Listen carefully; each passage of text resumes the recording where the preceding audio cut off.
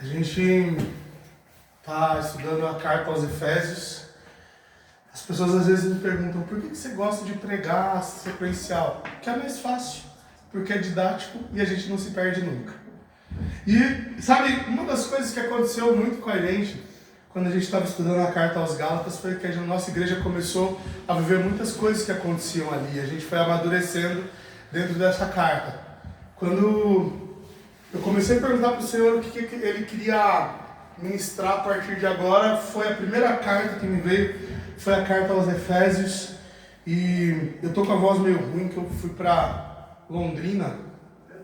E a gente, aqui tá frio, lá tava tipo 10 graus, tava muito quente lá. E aí a gente tentou amenizar o calor, acho que eu tomei uns 18 litros de água, mas, cara, tava muito quente de verdade. Daí a gente voltou hoje pra cá e tava chovendo a estrada inteira, então minha voz tá meio afetada. Mas eu creio que Deus, Ele tá levando a gente para entender como é que Ele se move como cabeça da sua igreja. A gente aprendeu como é ser corpo, a gente falou como é ser corpo e da importância de ser corpo. Inclusive eu vou até dar um spoiler, ano que vem a gente vai começar os nossos discipulados estudando um livro chamado O Lugar Mais Seguro da Terra. Se eu não me engano o autor é o Larry Crabb, e a gente vai falar sobre a importância da comunidade no primeiro semestre do ano que vem. Então se você não tem esse livro, já vai falando com o Reinaldo, que o Reinaldo vai providenciar e vai vender para vocês através da Santa Casinhola. A partir de fevereiro a gente começa esse livro, mas, cara, a gente às vezes fala tanto sobre a importância da comunidade aqui, a importância de estar junto, a importância de sofrer juntos, de se alegrar juntos, porque é isso que a palavra do Senhor fala, que a gente se alegra com os que se alegram e chora com os que choram. E às vezes a gente não dá tanta importância para isso, mas a grande realidade é que Satanás tem cegado o entendimento da igreja brasileira, porque nós fomos envolvidos com um nível de conforto absurdo. E fala a verdade, meu irmão, a luta que é para você sair do teu sofá no domingo chuvoso e vir para a igreja, ver esse bando de maluco pulando que nem uns retardados, pastor gritando que nem um retardado maior. E você fica tipo, o que eu estou fazendo aqui? Só que, sabe uma coisa que eu estava pensando quando eu estava vindo para cá hoje? Eu mandei um vídeo lá no grupo falando, cara, vamos para a igreja e tal. Se a gente não for na igreja todo dia que chover, a gente vai passar, sei lá, velho, 50% do nosso tempo em casa. Fora os dias que der BO, fora o dia que teu filho estiver com febre. Aí você vai vir tipo uns 5 domingos no ano na igreja e vai falar, nossa, eu tô crentão, tô indo muito na igreja. Para de ser pica-fumo e entenda uma coisa de uma vez por todas. Pica-fumo é antigo, né? Os mais novos não sabem o que é isso, mas deixa pra lá. Então assim, ó, às vezes, cara, a gente não se liga da importância de adorar o Senhor com essa pessoa que está do teu lado. Sabe, a ideia de comunidade para algumas pessoas é uma ideia burra. É uma ideia, tipo assim, que não faz sentido. Mas, cara, se fosse uma burrice viver em comunidade, o Senhor não tinha falado pra gente congregar. Então assim, ó, ai, tô triste, vem congregar. Ai, tô alegre demais, vem congregar. Ganhei na Mega Sena, vem congregar e dizima. Porque a gente tem muita conta para pagar. E eu já falei, cara, nosso dízimo e oferta. E eu já falei, cara, propus no meu coração para o Senhor, estou orando, que ano que vem a gente quer estar mais integral ainda, mas para estar mais integral ainda a gente precisa de um salário, né, gente? Então, vamos lá, me ajuda aí. Mas vamos para Efésios. A gente começou a carta aos Efésios, se você não lembra, deixa eu te situar um pouquinho. A região de Éfeso era uma região comercial, de muita diversidade de pessoas andando por aquele lugar. O próprio apóstolo Paulo plantou essa igreja, e essa é uma das cartas da prisão. Paulo está preso, cidadão romano, ele pede para ser julgado em Roma, e ele está preso, e ele está literalmente trazendo algumas perspectivas a respeito do evangelho que são muito importantes. E na última vez que a gente falou sobre essa carta, a gente iniciou com a saudação de Paulo, e a gente falou sobre a obra do Pai. para louvor da sua própria glória. E essa obra do Pai é a obra de nos escolher e antes da fundação do mundo já ter criado um tipo de homem que glorificava o nome dele. Esse tipo de homem é Jesus, que vem, encarna e faz toda a vontade do Pai. E Deus nos predestinou para ser como Cristo. Deus nos predestinou para ser parecidos com Jesus. Deus nos predestinou para andar como Jesus, amar como Jesus, pensar como Jesus. Esse era o modelo que estava proposto na eternidade. Algumas pessoas me perguntam às vezes: ô Clebão, Deus sabia que o homem ia pecar? Sim. Na eternidade ele sabia? Sim. Ele sabia que o homem ia cair antes de criar o homem? Sim. E a próxima pergunta sempre é: por que ele criou então? E a resposta é sempre a mesma: porque ele nos ama. Se você tem dúvidas do motivo pelo qual Deus criou a humanidade, saiba que Deus criou a humanidade por amor. Você é a expressão do amor de Deus encarnado. Entenda que, e a gente estava falando sobre isso no caminho hoje, cada célula do seu corpo adora ao Senhor somente por existir, mesmo que você não queira adorar. Você consegue perceber isso? A criação das tuas células, o fato delas existirem, de terem um tempo de vida, de morrerem, de fazer o processo de meiose, mitose e coisas do gênero, literalmente, elas são para a glória de Deus. Tudo que acontece, tudo que existe, tudo que respira, tudo que faz fotossíntese, a terra, o céu, o ar, tudo glorifica ao Senhor, em plena harmonia. Sabe uma das coisas que deve ser uma parada muito legal? Tá do céu, ouvindo essa expressão de louvor, sentado num trono, e mesmo que o cara diga: eu não acredito em Deus, as células dele estão tipo assim: cara, existe, glorifica ao Senhor.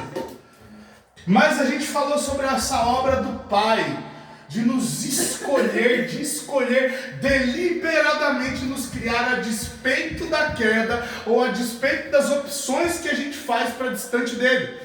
E essas opções que nós fazemos para distante do Pai, literalmente não afetam quem o Pai é. Mas o apóstolo Paulo, ele começa essa carta falando da obra do Pai, mas ele continua. E se você puder, abre em Efésios capítulo 1, a gente vai ler a partir do versículo 7 até o versículo 12. E eu deixei aqui aberto. Vamos lá. A partir do versículo 7, diz assim, ó: nele temos a redenção por meio do seu sangue. Aqui a gente está falando da obra do Deus Filho, a obra do Cristo, do seu Messias, do Jesus esperado. Vamos lá. O perdão das transgressões, de acordo com as riquezas da sua graça, a qual ele derramou sobre nós com toda a sabedoria e todo o entendimento. Ele nos fez conhecer o mistério da sua vontade, de acordo com o bom propósito que estabeleceu em Cristo, isto é, de fazer convergir em Cristo todas as coisas no céu e na terra, na administração da plenitude dos tempos. Nele também fomos feitos herdeiros, tendo sido predestinados conforme o plano daquele que faz todas as coisas segundo o propósito da sua vontade, a fim de que nós, os que primeiro esperamos em Cristo, sejamos para o louvor da sua glória. Você percebe que quando o apóstolo Paulo fala sobre a escolha e a predestinação do Pai, ele fala que é para o louvor da glória do próprio Pai. Quando ele fala da obra de Jesus, e a gente vai destrinchar isso aqui, ele está dizendo é para louvor e glória do Pai, é para louvor e glória de Deus. Todas as coisas e toda a obra de Jesus aconteceram para louvor e glória do Senhor. Mas vamos lá, a gente tem algumas coisas para cobrir aqui, e se ficar muito técnico, eu prometo que eu corro. Vai ficar um pouquinho, mas não vai ficar tanto. Você vai entender no final, você vai chegar lá. As bênçãos espirituais a respeito das quais Paulo está falando, que vem através da ação do Filho, começam pela redenção. Só que, olha o que essa palavra redenção, que é apolitores, significa. uma libertação efetuada pelo pagamento de um resgate. Realiza comigo. Você está na sua rua andando um dia e alguém olha para esses olhos negros, azuis, castanhos que você tem, fala: vou sequestrá-lo, vou sequestrá-la. E você foi sequestrado e feito de refém, e você está tomando um monte de tapa na cara no cativeiro. Essa pessoa começou a te picotar, cortar os dedos do teu pé, da tua mão, e começou a pedir um resgate. E aí você está falando assim: pô, mas eu não valho muita coisa, brother. O cara está me picando porque minha família nem tem grana. Eu não tenho nem como pagar esse resgate. Mas o cara está lá: enquanto ninguém pagar o teu resgate, eu vou ficar te picando aqui. A nossa situação era mais ou menos essa. A gente estava preso numa vida de pecado, de maldição e de separação eterna dele. E a gente estava sendo moído e picado pelos nossos pecados. A gente estava preso eternamente numa vida de hedonismo, prostituição, vícios, morte, assassinato, dor, depressão, ansiedade, pânico, esquizofrenia, seja lá o que for. Você estava preso. E existia um pedido de resgate pela sua vida. O seu sangue literalmente estava condenado por um câncer eterno do qual você não conseguiria se livrar sozinho. Mas de repente, na eternidade, antes de te criar e antes de saber que você seria sequestrado, Deus disse: eu pago o resgate. Só que tem um detalhe aqui. Até aqui está muito romântico, o Senhor chegando, descendo nas nuvens, te salvando, cavaleiro com uma espada na mão. Só que pensa comigo, que você se apaixonou pelo seu sequestrador. E você se apaixonou pela dor que ele te causa. E você se apaixonou inclusive por todas as vezes que você foi dilacerado, mordido, estraçalhado, humilhado. E você se apaixonou por esse estilo de vida. E de repente esse homem do cavalo branco chega, desce, bonito, moreno alto, e fala assim: vamos embora. E você fala assim: não, porque eu amo essa sujeira. Essa é mais ou menos a nossa postura todas as vezes que a gente vai para longe de Cristo. Todas as vezes que você vai para longe de Cristo, é esse sacrifício redentivo que custou não só sangue, mas separação do Pai. Porque, sabe, deixa eu só abrir um parênteses aqui. Alguns de nós acreditam de verdade que o sofrimento de Cristo foi pelas chicotadas, pela humilhação, pelo cuspe e pela lança furando ele, pelos pregos. A gente fala assim: nossa, Cristo morreu. Cara, teve apóstolos que morreram do mesmo jeito e não estavam gritando e se esvaindo. Os caras morreram, ó, caladinho. O problema da morte e da crucificação é que todo o pecado do mundo estava sobre ele.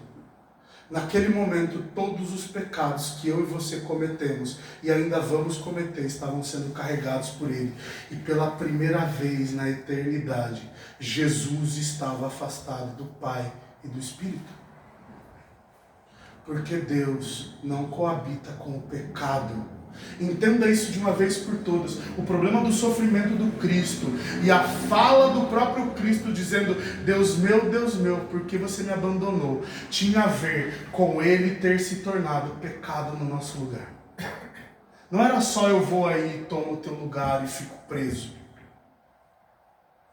Era: eu fico preso e abandonado. E eu levo todas as dores. Sabe, às vezes a gente não pensa nesse processo redentivo. E o apóstolo Paulo está falando para uma igreja diversa, uma igreja que tinha gentios e judeus juntos. Ele está dizendo assim: olha, esse sacrifício redentivo pagou o pecado, e a lei que vocês obedecem, judeus, não é suficiente. E o sacrifício que vocês querem fazer, gentios, não é necessário. Porque o sacrifício do Cristo é o suficiente. E deixa eu abrir mais um parênteses que eu nem tinha fechado o outro, mas vou indo. Às vezes a gente esquece, cara, que esse Jesus pagou um preço tão alto e a gente olha pra gente como se a gente fosse um bando de cachorro vira-lata, que ele está olhando e tentando despejar a ira dele sobre nós. Toda a ira do Senhor foi despejada sobre Jesus. Ah, pastor, e agora? Agora você tem a responsabilidade de andar como um filho de Deus. Você tem a responsabilidade de andar como aquele que não está preso mais. Porque, sabe qual que é o BO, velho? O BO é que, às vezes, a gente está liberto e a gente ainda anda com o trauma de quem estava preso. Você consegue entender isso? Obviamente tem como que é? Fugiu agora. Estresse pós-traumático. Eu não sei se você sabe que todas as pessoas que passam por um trauma muito pesado têm eu não sei se é uma síndrome, eu acho que é uma síndrome, que chama estresse pós-traumático. A pessoa fica revivendo todas as dores, mesmo que ela ainda esteja livre. O problema é que a igreja brasileira, em sua grande maioria, talvez, vive um estresse pós-traumático daquele pecado que a gente vivia, daquela desgraça que a gente vivia, daquela podridão que a gente vivia. E aí a gente olha e a gente fala assim, eu não sou digno, eu preciso fazer alguma coisa para ele olhar para mim. Deixa eu só te falar um negócio. Se Jesus não tivesse olhado para você, você não estaria aqui. Se Jesus não prestasse atenção na tua dor, você provavelmente estaria perdido naquela vida maldita que você levava. Sabe quando o teu pastor, esse negão chato, manda uma mensagem no grupo dizendo, ô abençoado, vem para a igreja? Eu creio plenamente que é o Espírito Santo dizendo, tira o bumbum do sofá. Para não dizer outra coisa que tem gente que se escandaliza quando fala. Cara, sai do sofá, brother. Pô, sabe uma coisa que me trinca, assim, ó, de verdade, gente. Às vezes a gente se acostumou tanto com o nosso estilo de vida ocidental, século 21, cheio de conforto e acesso, que a gente esquece do motivo pelo qual a gente está aqui.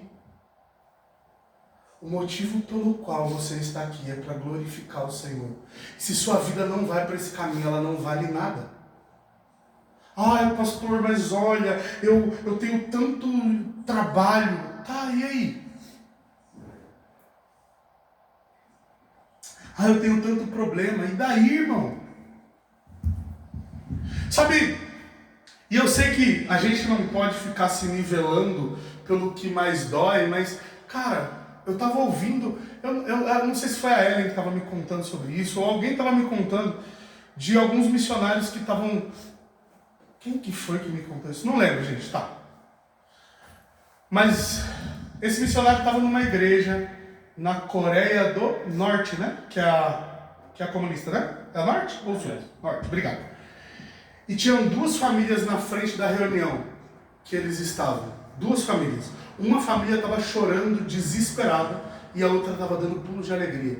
E ele não entendeu o que estava acontecendo. E basicamente, eles tinham o recorte de um versículo da Bíblia. E a família que tinha ficado 2 dias com aquele versículo estava chorando desesperada, enquanto a outra estava comemorando, porque a palavra de Deus estava indo para a casa deles. Um versículo. Você tem 10 Bíblias na tua casa e você não abre, irmão. Ai, pastor, mas a minha vida é tão ocupada. Que ocupado, irmão. Se você não der prioridade para as coisas, sabe, tudo que a gente ama, a gente dá prioridade.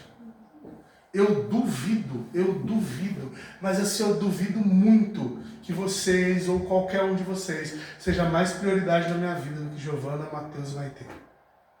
Eu amo todos vocês e vocês sabem disso.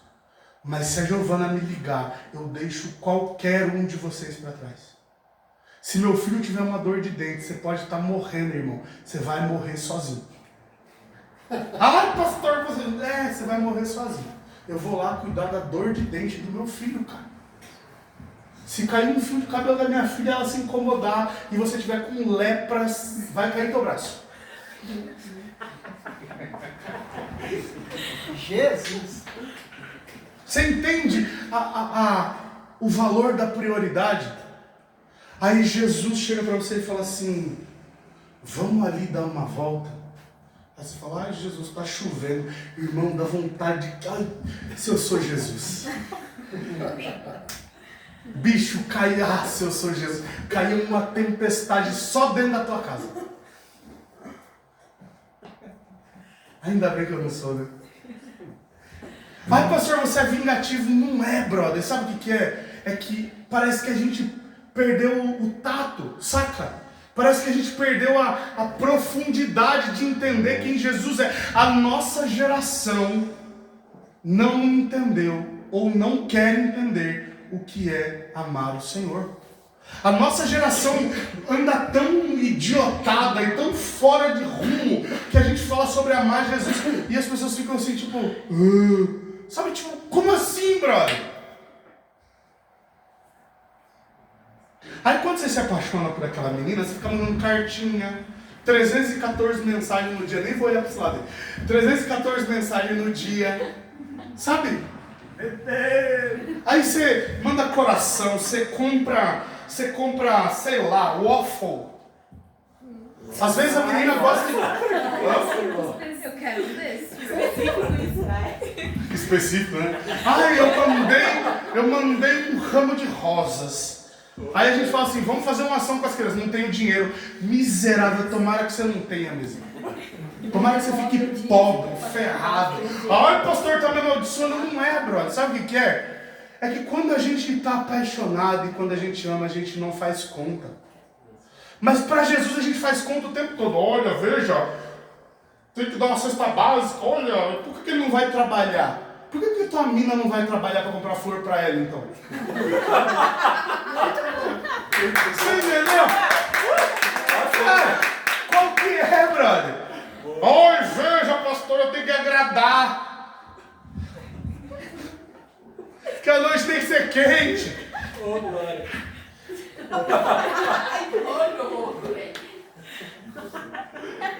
Pô, brother, na moral, por quê, cara? Por quê? Ai, pastor, como que eu vou deixar ela comprar rosa para ela mesma? Como é que você vai deixar o Senhor prover para Ele mesmo? Se a provisão dele está no teu bolso. Ah, não, as crianças do Parolim que se lasquem. Você que se lasque, irmão. Você que crie vergonha na sua cara e pare de colocar os seus projetos na frente dos projetos do Senhor. E essa conversa não é sobre dinheiro. Às vezes o Senhor te manda sair de casa e orar por alguém e você, vadio, preguiçoso, não vai.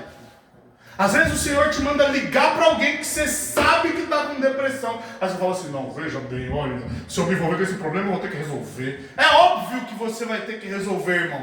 Jesus tem que resolver através de você. Quando alguém me pergunta assim, as crianças na África, por que Jesus não faz nada? Porque você é preguiçoso. Porque você deveria estar com uma mochila nas costas e ir para a África resolver. Porque nós somos corpo. Ai, pastor, está muito pesado hoje.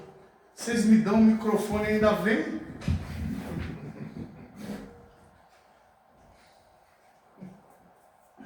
A gente precisa entender, meus irmãos, de uma vez por todas, sabe? Que sim, nós vamos enfrentar depressão. Sim, nós vamos enfrentar dores. Sim, nós vamos enfrentar momentos em que vai dar vontade de chamar Jesus e falar por quê?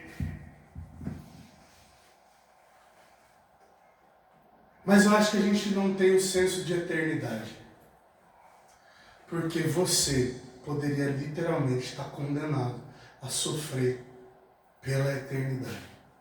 E Ele pagou para que você não sofresse. Mas vamos continuar aqui na obra do Filho, que é para louvor da glória do Pai. E se você reparar nos versículos à frente, ele fala que a próxima bênção espiritual é revelar a vontade do Pai. E esse revelar nos escritos rabínicos denota um segredo oculto por séculos, revelado para um grupo específico de pessoas. Então, se ele vem para revelar o Pai, literalmente o que o apóstolo Paulo está dizendo assim, olha, tem um nível de revelação em Jesus que somente aqueles que conhecem Jesus vão acessar em relação ao Pai. Sabe, ai pastor, eu não tenho revelações novas, eu quero os oráculos do céu. Você quer os oráculos do céu, você precisa se render a Jesus.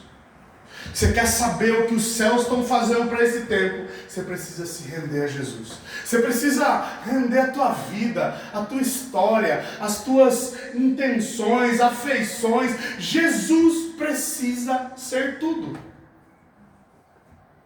Porque quando Jesus for tudo, meu irmão, você vai pegar o Uber e você não vai ter vergonha de falar do nome de Jesus. Quando você chegar no teu trabalho, aqueles teus colegas amaldiçoados, que tem uma boca do Satanás, você vai orar por eles e eles vão encontrar Jesus. A Bia se mata de mim. Mas é verdade, cara. Sabe, às vezes a gente vai precisar literalmente abraçar quando a gente não gosta de abraçar. Tem alguns de nós aqui que não tem a linguagem de toque. Giovana, Helen. Mas às vezes Jesus vai te... Sabe, eu acho que Jesus faz meio de birra. Sabe? Ah, não gosta de abraçar não? Vai abraçar hoje. Sabe? Ah, eu não gosto, pastor, de tempo de qualidade. Então você vai suportar o dia inteiro aquele irmão que fala pelo cotovelo. Só de raiva. Sabe? Às vezes Jesus te deu uma mãe que não é como você gostaria, irmão. Mas é porque Ele quer usar a tua vida para transformar. Às vezes Jesus te deu uma esposa tinhosa, bicha miserável. É para você ser agente. Às vezes você, irmão, tua esposa te detesta já. Já tá, tipo, sabe aquela carta? Ela já tá tipo assim, mano, só me dá.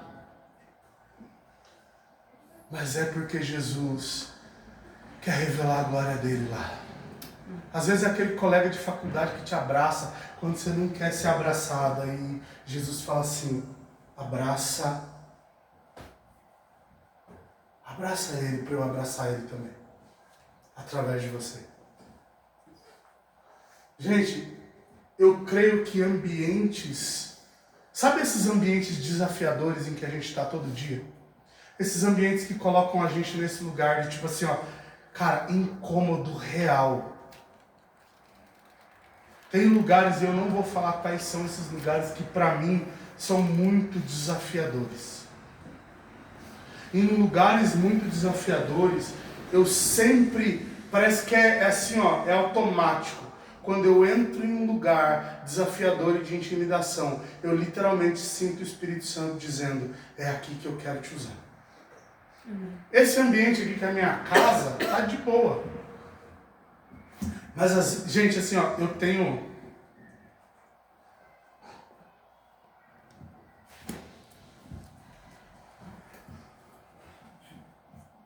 Apesar de ser expansivo, eu levo um pouco de tempo para me acostumar com as pessoas novas, sabe?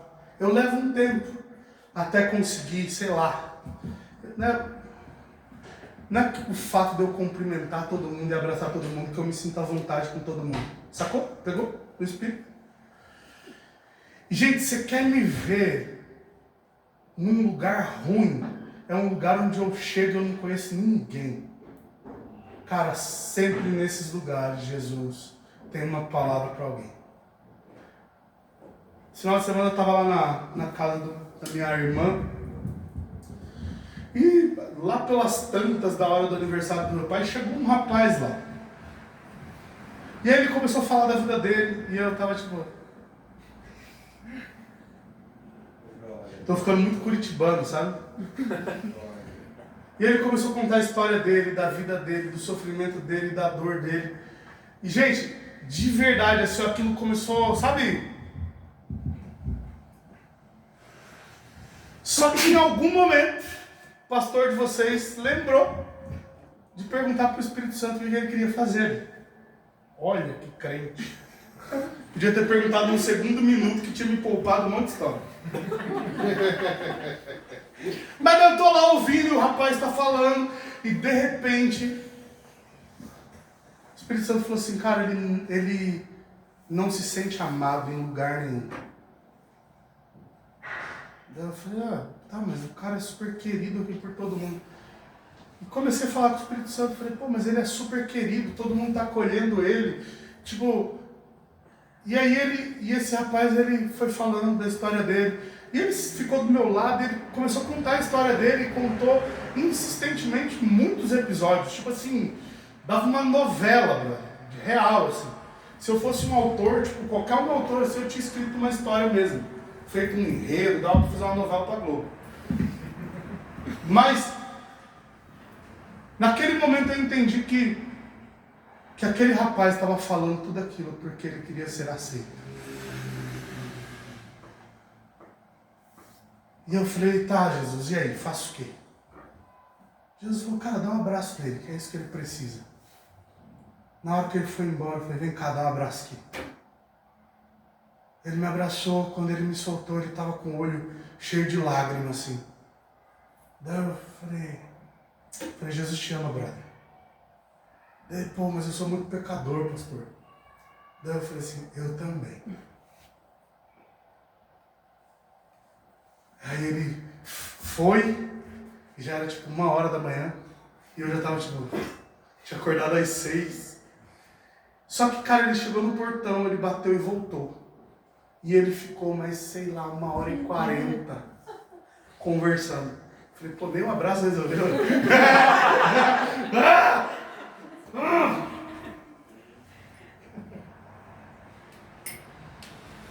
Às vezes Jesus vai te levar para o vale da sombra da morte, para você abraçar quem está deitado no pântano.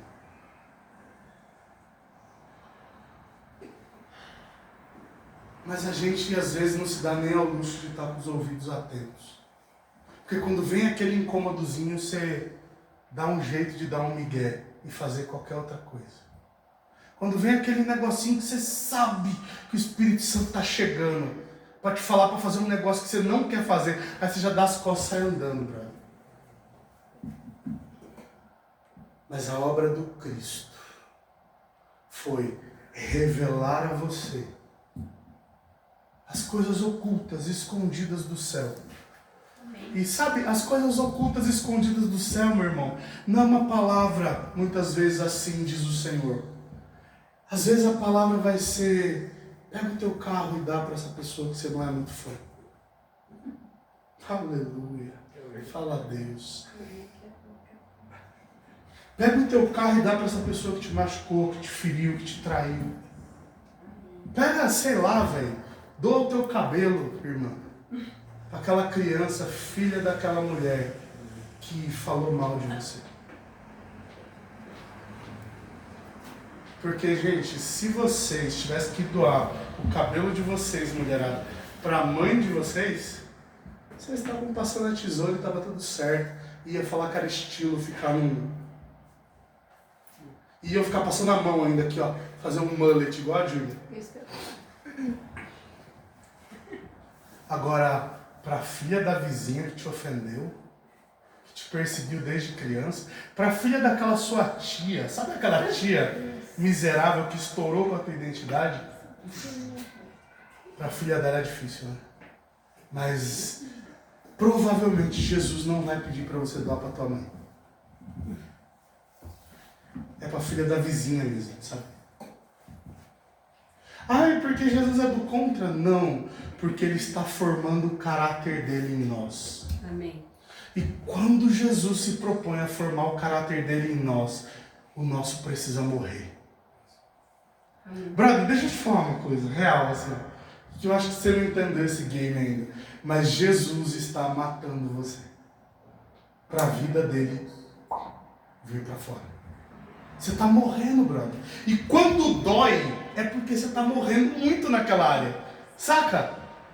Ai, abre mão do controle. Você é um controladorzinho, sabe, miserável. Jesus fala assim, dói abrir mão do controle, né? E aí você está lá todo lascado, chorando, Jesus. Faz isso não, Jesus. Brother, estou te matando, irmão. Estou matando você para minha vida aparecer. Porque essa é a obra do teu Redentor. Fazer o caráter dele fluir em você. É a obra de Cristo, velho. Você acha o quê? Que vai ficar essa tua natureza miserável, sabe? Irmão, e você quer saber o quanto a nossa natureza é ruim? Alguns de vocês estão me ouvindo aqui e estão super resistentes ao que eu estou falando. Saca? Porque não, pastor, veja bem, eu até concordo com algumas coisas que você fala, mas não com tudo.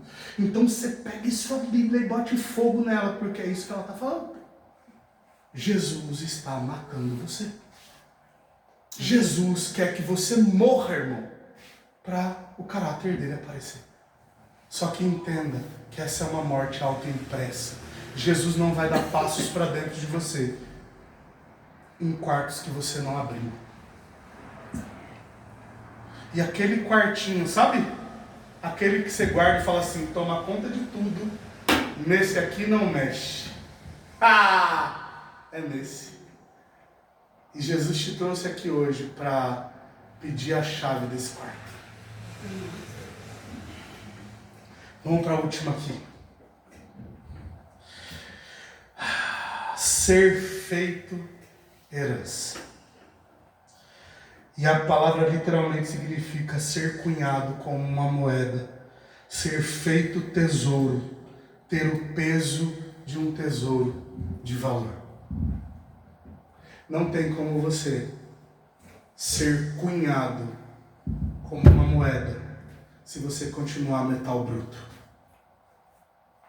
E sabe, pela pesquisa rápida que eu fiz, as moedas eram cunhadas em prata nesse tempo aqui. A prata tinha muito valor. E não tanto quanto o ouro, mas a prata, ela precisa ser exposta ao fogo. Você, irmão, precisa ser exposto ao fogo, porque somente então essa moeda vai conseguir ser cunhada. Nessa época especificamente, as moedas eram cunhadas com o rosto do César. E na Judéia, se eu não me engano, a gente tinha a dracma, que tinha qualquer figura lá que eu não pesquisei. Desculpa, eu também falho, foi mal. Só pesquisei a romana. Mas sabe, para Jesus cunhar a cara dele em você, você precisa passar pelo fogo.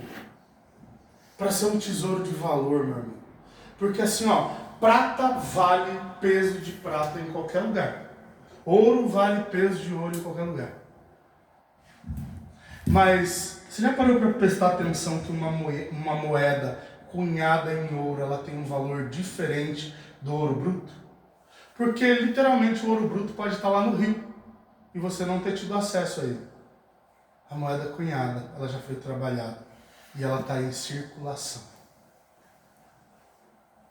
Sabe, Jesus quer colocar a cara dele em você, irmão. O jeito dele em você, sabe? Crente é um povo tudo maluco, cara. A gente vai fazer festa com um monte de criança que a gente não conhece. Vai ter sala de oração, vai ter recreação. A Ellen correu que nem uma maluca para conseguir negócio na prefeitura, sabe? A gente fez ofício, a Ellen usou a influência dela. A gente vai usar o espaço da garagem, vai colocar umas camas elásticas. Aí eu já liguei para um outro irmão, falei, cara, me empresta teu caminhão aí pra gente buscar esses negócios. Ele falou, me fala a hora que eu libero aqui, você vai. E sabe, tem um monte de gente empenhada nisso, é gente dando cachorro quente, é outros comprando pipoca. Aí você fala assim, uau, olha, que legal. Gente, de verdade, assim, a gente poderia ficar na nossa casa sábado que vem, tipo assim, beleza, já passou o dia das crianças mesmo. Não, cara, a gente vai investir nessa galera, porque talvez o único lugar onde eles vão se sentir amados, como se sentem aqui, é aqui. Sabe uma das coisas que eu mais ouço sobre a nossa igreja, de verdade? Como pastor dessa igreja, a coisa que eu mais ouço, cara, eu nunca fui tão bem recebido em lugar nenhum. Essa é a nossa marca, velho. É o jeito que Jesus decidiu se revelar através de nós. Um dos jeitos. O problema é quando A Ana Paula Rosseto não está sentada aí. E só eu mandei mensagem para ela. Porque todos nós deveríamos estar mandando mensagem para ela. Para ela saber o quanto ela é importante. O problema é quando o Abraão está viajando e só eu perguntei, como é que está aí? Saca? O problema é quando a mãe da pastora está doente e a igreja toda mandou mensagem. Uau! E quando a mãe do Joãozinho, da Mariazinha, precisar de alguém que vá até o hospital? E quando alguns de nós aqui, enfrentarmos processos de depressão e dor tão profundos, que a gente vai precisar ser acolhidos também. A gente tem falado há anos sobre uma cultura de honra. E como pastores dessa casa, a gente insiste em dizer, nós não cremos numa honra vertical. A honra não é para nós, gente. A honra se move aqui no nosso meio.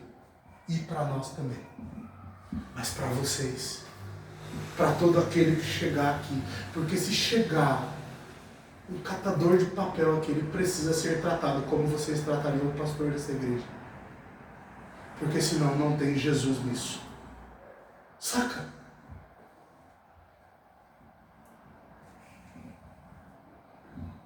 E aí você pode falar assim, pô, Clebão, e no final das contas, o que você quer comunicar com isso? O meu sonho, meus irmãos, é ver a igreja brasileira com a cara de Jesus. Saca?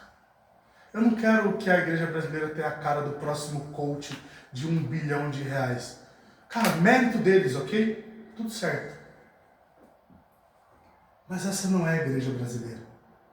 A igreja brasileira é a igreja que, cara, caminha a segunda milha, que toma chicotada junto, que sorri junto. Sabe, vocês percebem o quanto falta alegria no nosso meio, velho? Gente, eu tô falando aqui, ó, Curitiba, o céu ficou cinza, parece que todo mundo fica com uma cara, sabe? Pô, brother, a gente entendeu o evangelho, a gente deveria estar se movendo diferente.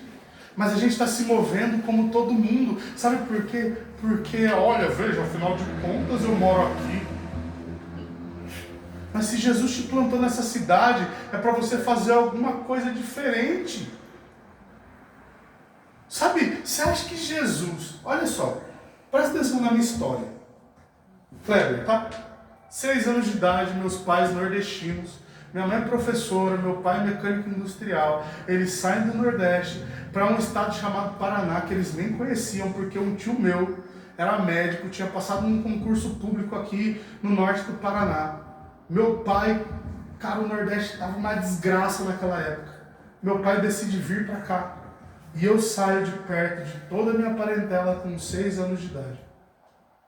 Aos 8 anos de idade, eu estou no meio de um culto que não tinha como ninguém enxergar uma criança de 8 anos naquele lugar. O pregador desce do púlpito e ele caminha até mim e ele fala palavras que nós estamos vivendo hoje, há 32 anos atrás.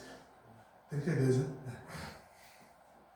Cara, há 32 anos atrás, Jesus estava anunciando o que a gente está vivendo aqui. E vocês acham mesmo, de verdade, que Jesus gastou tempo para tirar aquele homem velho daquele púlpito, descer lá no meio da galera, para a gente vir aqui ser uma igreja igual às outras? Real. E eu não tenho nada contra as outras igrejas, mas se a gente ama, a gente tem que amar igual Jesus ama. 10 vezes mais. A gente tem que fazer 10 vezes mais ação social. A gente tem que libertar 10 vezes mais pessoas. Sabe qual é o meu desejo, irmão? Que os endemoniados passem ali na frente e sejam libertos. Amém. O meu desejo é que alguém passe mancando ali na frente, só do fato de passar ali, a unção que flui desse lugar toque nele. Amém. E ele comece a andar normal.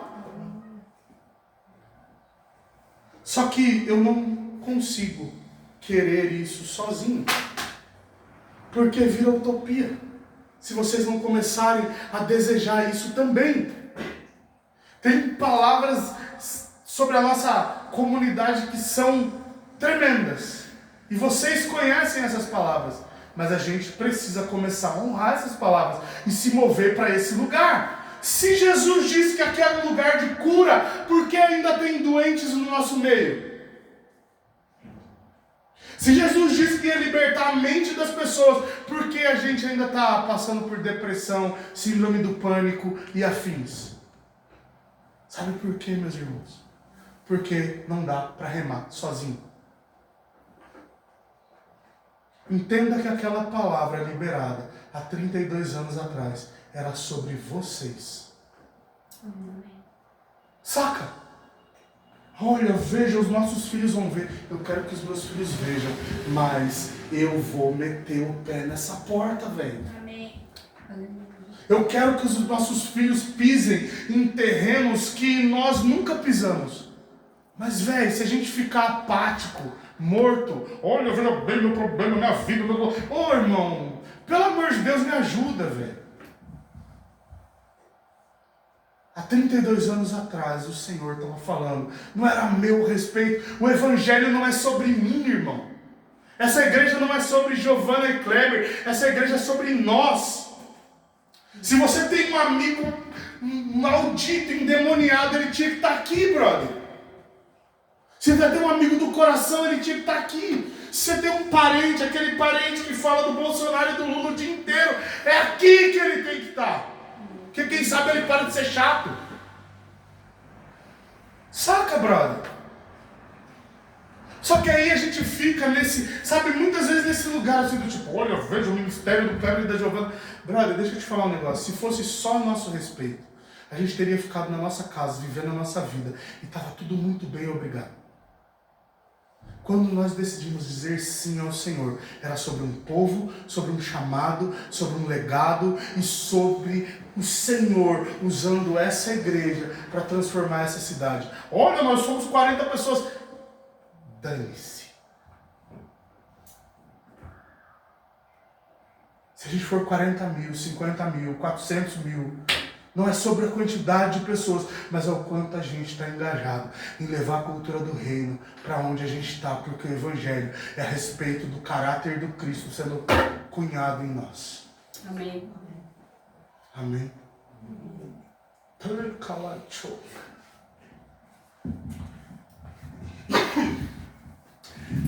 A gente vai orar pelas crianças daqui a pouco, mas eu queria ter um tempo com vocês. E eu queria que você literalmente escolhesse uma pessoa. Não pode ser parente. Não pode. Não pode ser quem está sentado do teu lado. Também não. Vai! Vamos!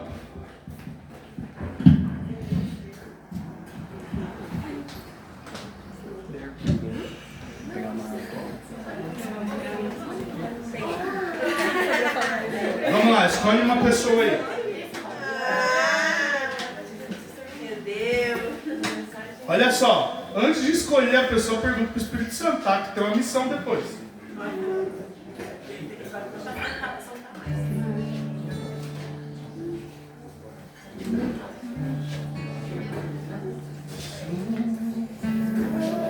Olha só, deixa eu falar um negócio para vocês. Presta atenção aqui rapidinho. Eu quero que você, ao escolher essa pessoa, saiba que ela vai ser boca de Deus para você hoje. E a pergunta que você vai fazer para o Espírito Santo é: o que precisa ser mudado para o teu caráter aparecer? O que precisa morrer para o teu caráter aparecer? O Kaique está sozinho, eu preciso de alguém com ele.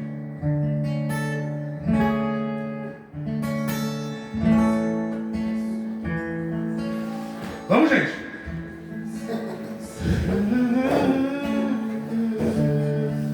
Zé, quando você acabar aí, vem aqui pro Kaique. Ah, beleza, boa. Pergunta pro Espírito Santo o que precisa ser mudado. O que ele precisa fazer para o caráter dele aparecer. E eu queria que você liberasse sobre essa vida que está do teu lado. O que precisa de Jesus aparecer na vida dele. Sem julgamento. Só se permita ser boca de Deus. O que de Jesus precisa aparecer nessa pessoa? O que de Jesus precisa aparecer nessa pessoa? Santo Espírito, meu Rei.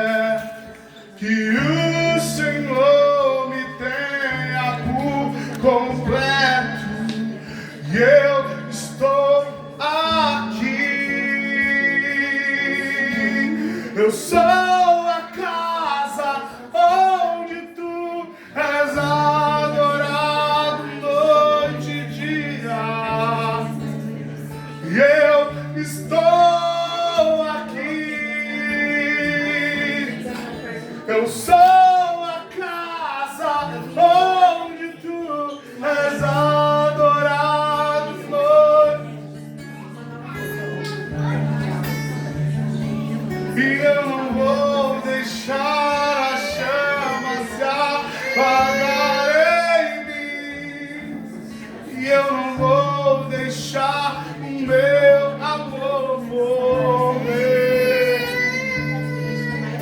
Incendeia-me, Senhor.